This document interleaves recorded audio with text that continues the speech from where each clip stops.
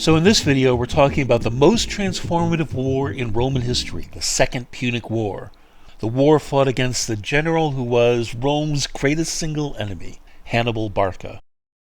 In the last video, we talked about how Rome's expanding dominion in Italy led it into conflict with the other great trading power of the Western Mediterranean, the seagoing city-state of Carthage. How the Romans forced themselves, much against their own inclinations and out of desperation, to become a sea power in order to be able to fight and defeat their new nemesis. And how the terms of the peace afterward laid the groundwork for a second war.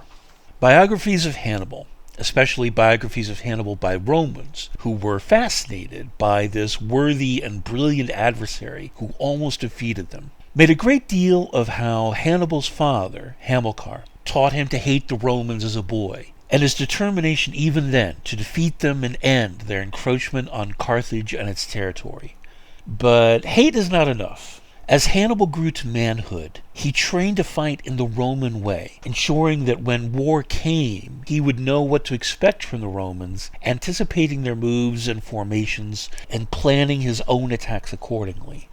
Hannibal knew Rome's greatest weaknesses. He knew that more than anything, the Romans feared a strike at Rome itself, especially if it involved an army of the dreaded barbarian Gauls. He also knew that Roman power was expanding so rapidly that those not yet under its sway, and even allies of Rome among the tribes and nations of Italy, Gaul, and Spain, were more and more fearful of what Rome would become.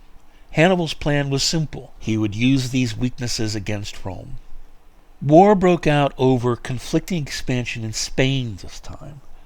Spain was important to Rome partly because it was very important to Carthage. Spain was a rich source of raw materials, in particular silver. Rome had drawn a line at the river Ebro as a limit to Carthaginian influence, but had made an alliance with the thriving market city of Saguntum well south of the Ebro, almost as a provocation to the Carthaginians. On becoming commander-in-chief of the Carthaginian forces at age 26, Hannibal focused first on consolidating the Carthaginian position in Spain and completing the conquest of the peninsula south of the Ebro. Hannibal cited the alliance with Saguntum as a violation of a treaty that Rome had signed with Hasdrubal, but this was already his way into war with Rome. He laid siege to the city and took it after 8 months, sending the spoils directly to Carthage as a way of ensuring support for his ambitious plans. Both sides were ready for a war to settle the control of the Western Mediterranean once and for all.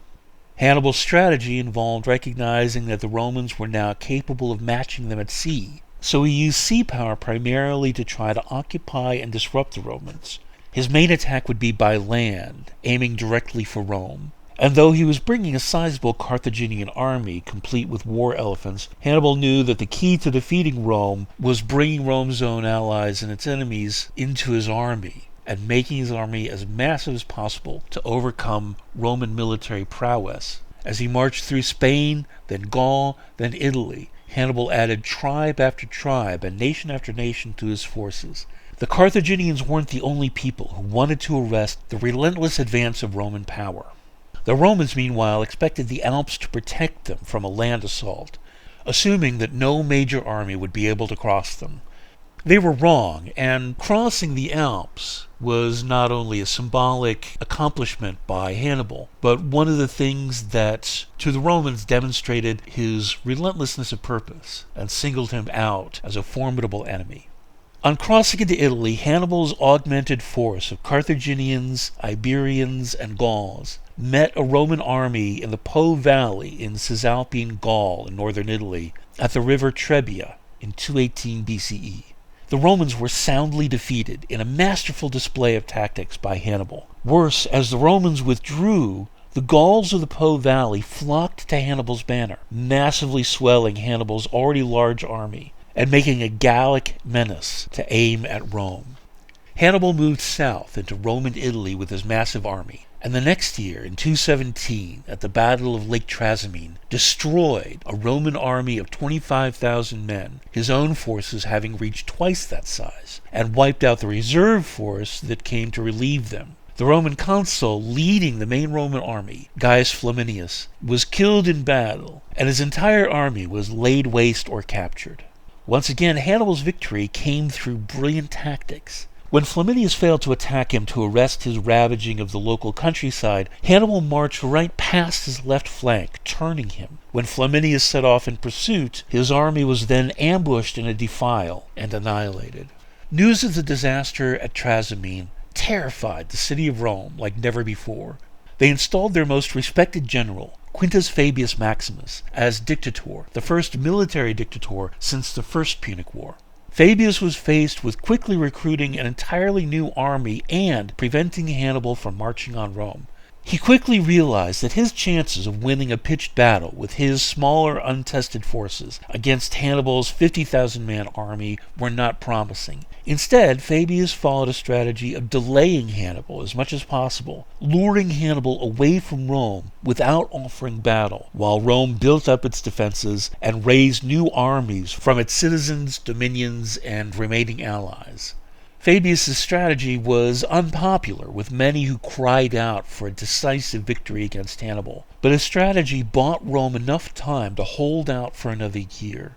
He is known as Fabius Conchtor, Fabius the Delayer, because of this accomplishment in fending Hannibal off at Rome's most vulnerable moment after the disaster at Trasimene.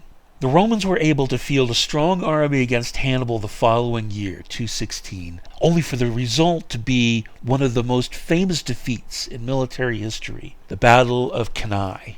Rome's forces were said now to reach 50,000, but Hannibal's armies were now even larger, swollen with Italians seeking to throw off Roman imperialism. What decided matters, however, was Hannibal's peerless tactics. Luring the Roman forces into an envelopment, Hannibal succeeded in once again wiping out nearly the entire Roman contingent. Only the garrisons and camps survived.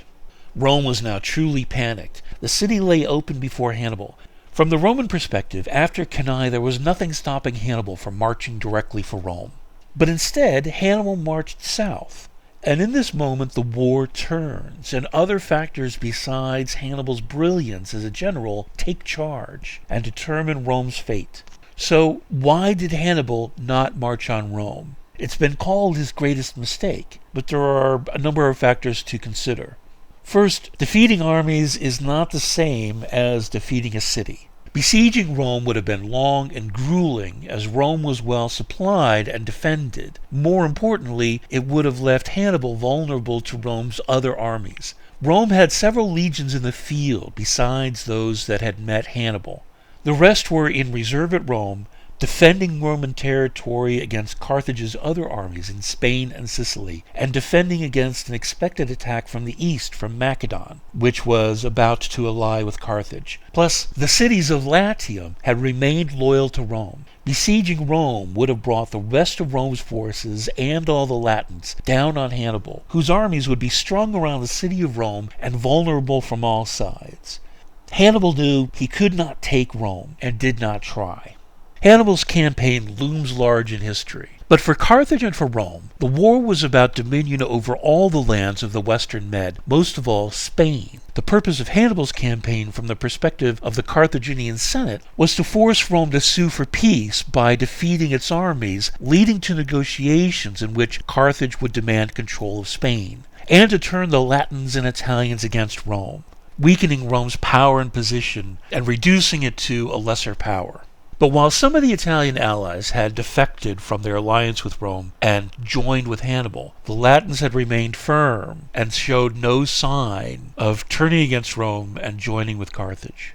Moreover, the effect on Rome of three brutal defeats at Trebia, Trasimene, and Cannae was a grim resolve never to seek peace from this man who had massacred so many good Roman men. When Cannae failed to end Roman resistance, and there was no sign of negotiation from Rome or the Latins, Hannibal's ambassador being turned back unheard after Cannae, Hannibal lost the support of the nobles in Carthage.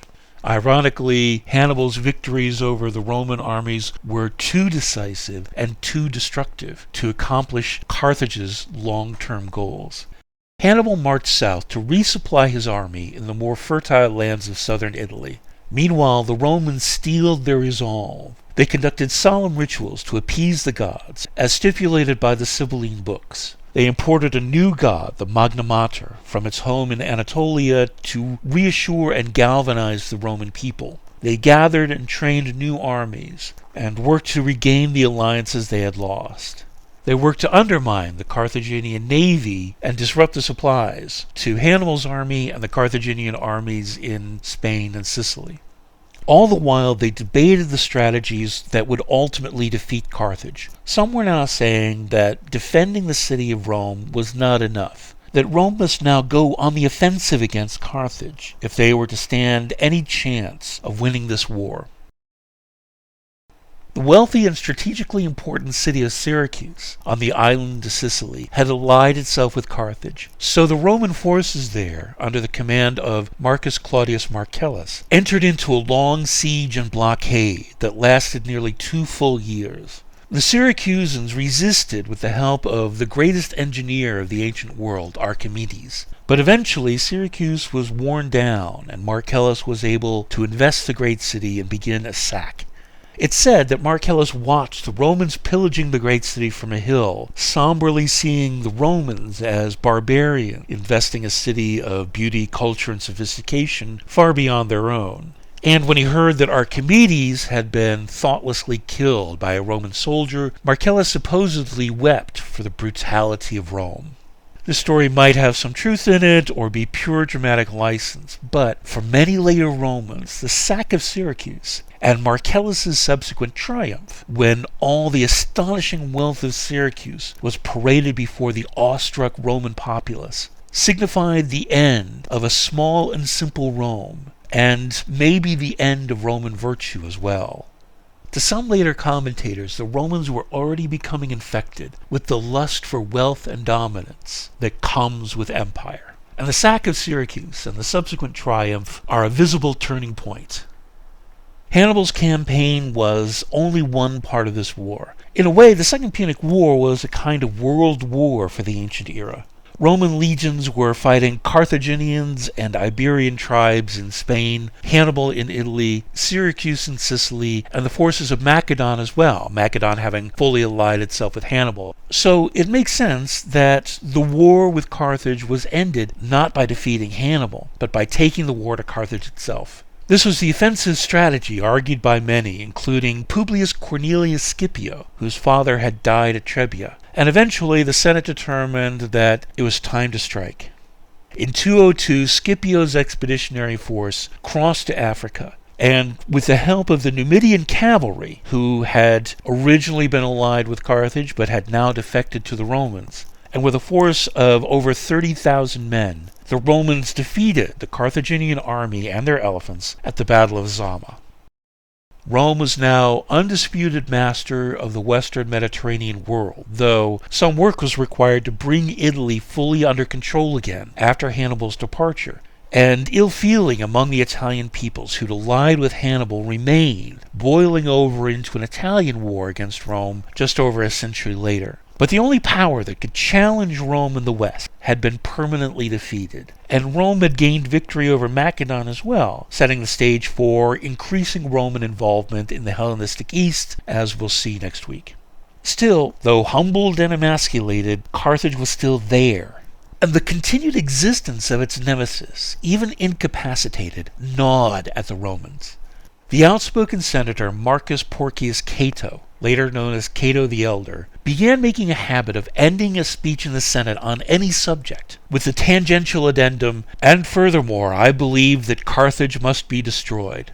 This refrain, Carthago delenda est, Carthage must be destroyed, and the idea behind it coursed through the Roman consciousness for 2 generations. Finally, the Romans embarked on a sudden and unprovoked war on Carthage, and in 146 BCE, the ancient city of Carthage was utterly destroyed. So in the end, it was Carthage that was wiped off the map, and not Rome.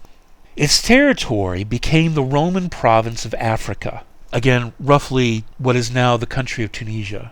And though over time a number of Roman cities developed there, Carthage itself remains a ruin to this day. Rome proceeded from its mastery of the West to a dominion over the entire Mediterranean world. And how that happened, we'll talk about next time.